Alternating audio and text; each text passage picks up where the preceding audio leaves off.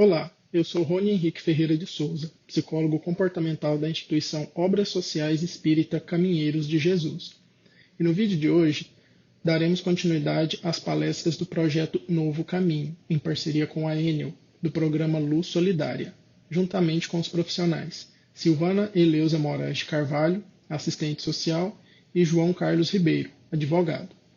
O tema da nossa palestra essa semana será Violência Doméstica, Cuidados e Acompanhamento Psicológico Pós-Traumático. No vídeo de hoje, iremos apresentar algumas propostas de mudanças e reinserção de mulheres vítimas desse tipo de violência, onde procurar ajuda e o que fazer para retomar suas vidas normalmente. Sendo assim, espero que todos estejam muito bem e vamos ao vídeo de hoje. Dando continuidade à nossa palestra do projeto Novo Caminho, hoje o tema será Violência Doméstica, Cuidados e Acompanhamento Psicológico Pós-Traumático. Violência de gêneros e as formas de violência. A violência de gênero é qualquer ameaça, ação ou conduta que cause dano físico, sexual ou psicológico à mulher. Essa violência interpessoal ocorre tanto entre os membros da família, parceiros íntimos, como namorado, marido, companheiro, etc., conhecidos e desconhecidos, e se manifesta em todas as esferas do convívio social, assumindo contornos diferentes quando se trata de uma questão de gêneros.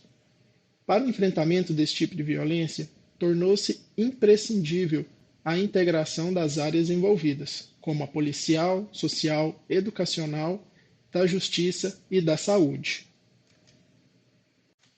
Sinais de violência.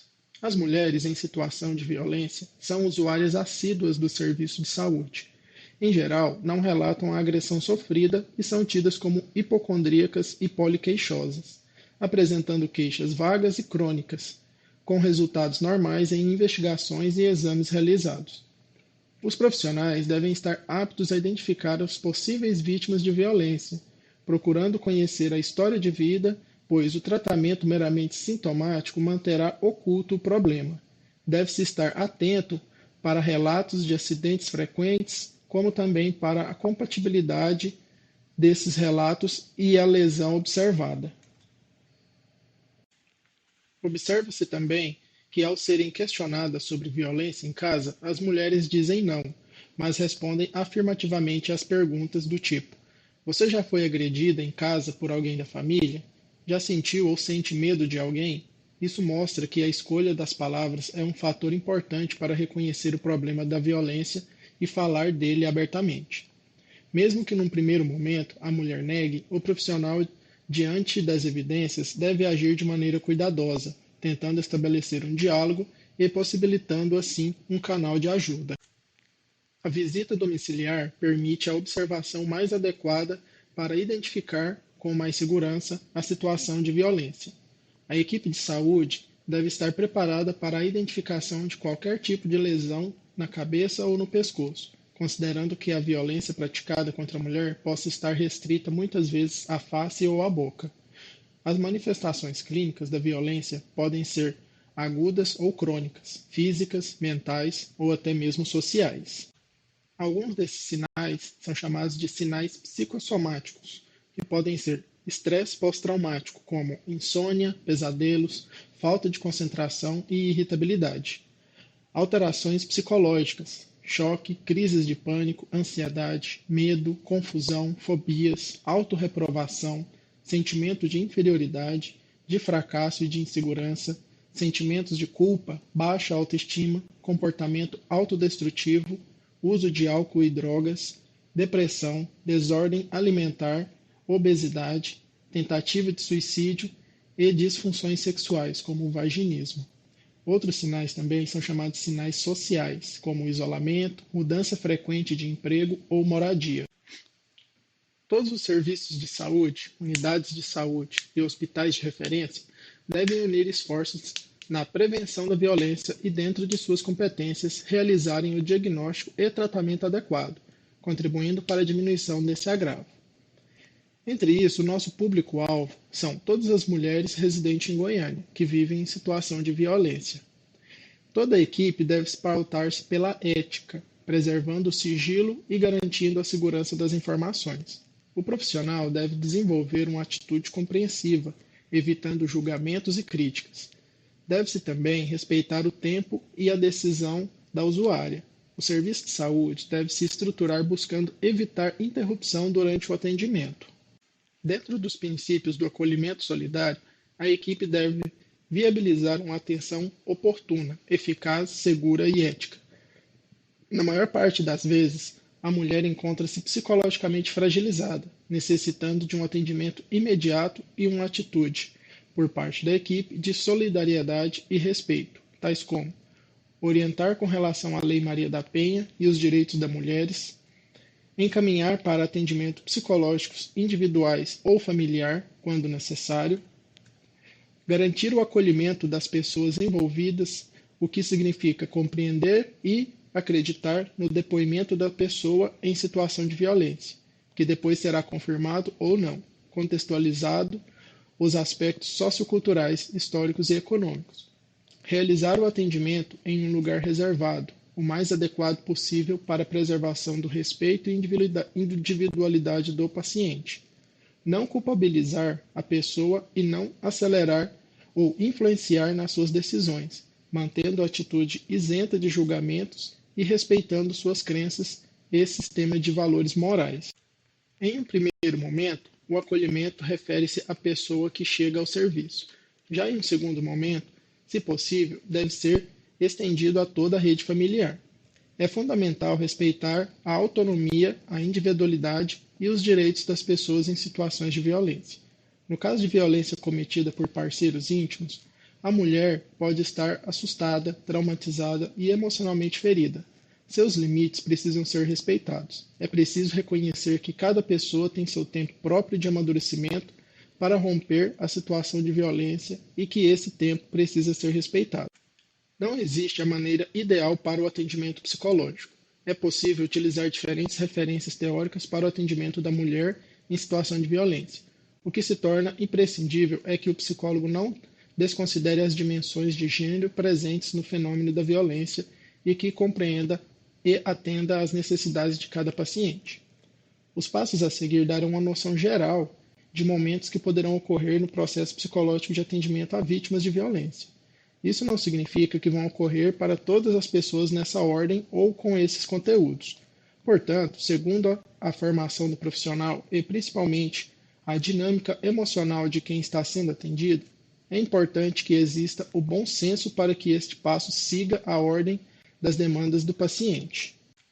Alguns dos passos que ajudam esses profissionais são a avaliação do sentimento predominante, como medo, revolta, raiva, culpa, ansiedade, angústia, e a calma. Avaliação do grau de desorganização da vida pessoal. Avaliação da organização psíquica e mecanismos de defesa. Reações psicossomáticas, como medo exagerado de tudo e todos, dores de cabeça constante, etc. Reações do grupo social em que está inserida, o acolhimento, o apoio, a crítica, a discriminação, revolta e até a expulsão.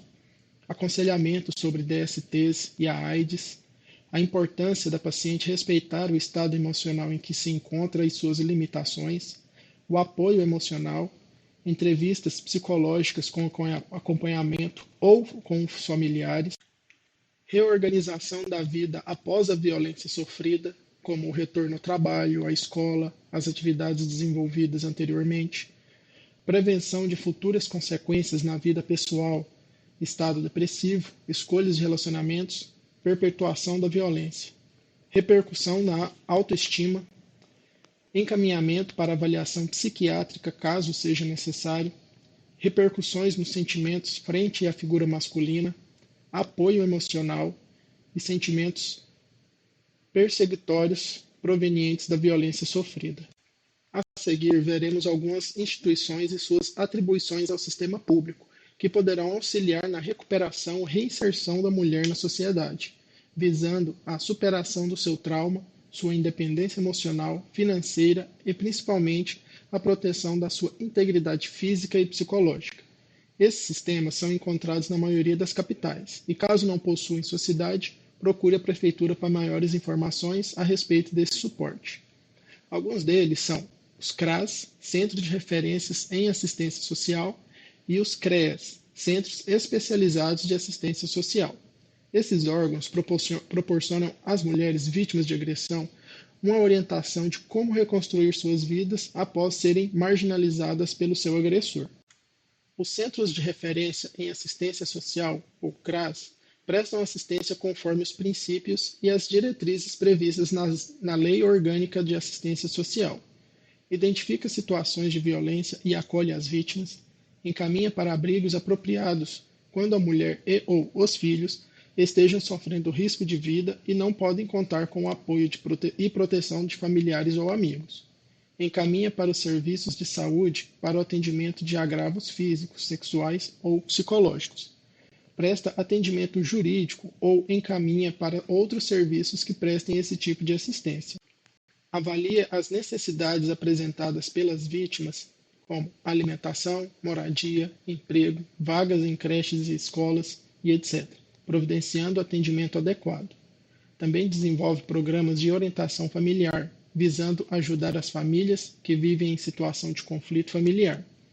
Desenvolve também programas voltados para a prevenção da violência familiar, como o incentivo à denúncia de violência contra as crianças, adolescentes e mulheres por parte de profissionais da educação e saúde da comunidade, envolvimento da comunidade e da mídia em programas de combate à violência doméstica e familiar, implantação de grupos de orientação familiar junto à clientela da escola, creches e programas sociais.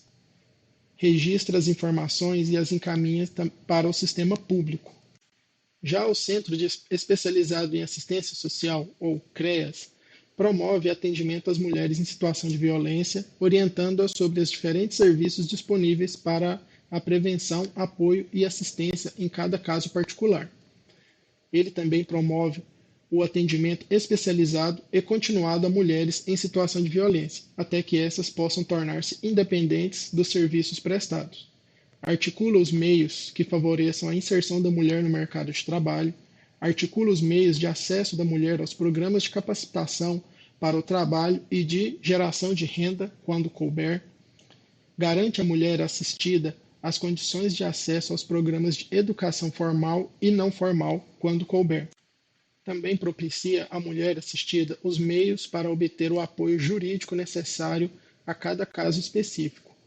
Dá informações e orientações por meio de atendimento telefônico às mulheres, assegura os encaminhamentos para as áreas de saúde quando necessário, proporciona a capacitação continuada para a equipe de profissionais, promove o trabalho articulado e intersetorial com os serviços de prevenção e assistência, envolvendo também a participação das entidades da sociedade civil, especialmente as de movimentos organizados de mulheres. Aqui podemos ver alguns centros de referência de assistência social que existem em Goiânia, como o CRAS do Buriti Sereno, o CRAS do Real Conquista e o CRAS Conjunto Baliza. Todos eles possuem endereços fixos e telefone para contato. Já os centros especializados em assistência social, CREAS, que existem em Goiânia, existem em menores números, mas estão espalhados por toda a cidade, como por exemplo o CREAS Noroeste, o CREAS Norte e o CREAS Centro-Sul. Aqui deixo com vocês tanto o endereço de cada um como o telefone. Entrem em contato para maiores informações. A mulher não pode mais ser vítima de abuso e ficar em silêncio. Existem formas de mudar a vida e buscar assistência para superar todo o abuso sofrido ao longo de dias, meses ou anos.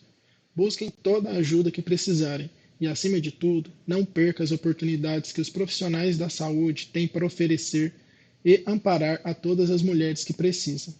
Seu futuro depende de você. Busque conhecimento, se profissionalize para ter a sua tão sonhada independência. A todos que ficaram até aqui, o meu muito obrigado. E não se esqueçam de comentar e curtir no nosso vídeo, pois é muito importante para que continuemos com esse trabalho. O projeto Novo Caminho, em parceria com a Enel, agradece, assim como Obras Sociais Espíritas Caminheiros de Jesus. Estamos à sua disposição. Mais uma vez, obrigado.